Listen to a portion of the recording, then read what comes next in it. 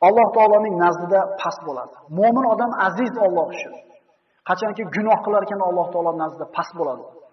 Agar biz gunoh qilmasdan, agar gunoh qilib qo'ysak ham istig'for etib kechirim so'rasak, Alloh bizni aziz qilsa, bizni balo-uqubatlardan, musibatlardan albatta chiqaradi. Biz istig'for etsak Alloh gunohimizni kechiradi, duolarimizni ijobat qiladi. Boshimizdagi tashvishli kunlarda albatta Alloh taolo ko'taradi. Faqat gunohni kamroq qiladi. 12-dan insonning qalbida xorlik bo'ladi. Subhanalloh, eng chiroyli kiyimni kiyib, eng qimmat mashinani minib, odamlarni haybatlantiradi-yu, lekin xor. Chunki gunohni tinmasdan qilayotgan odamning qalbida qilayotgan gunohini xorligi doim turadi.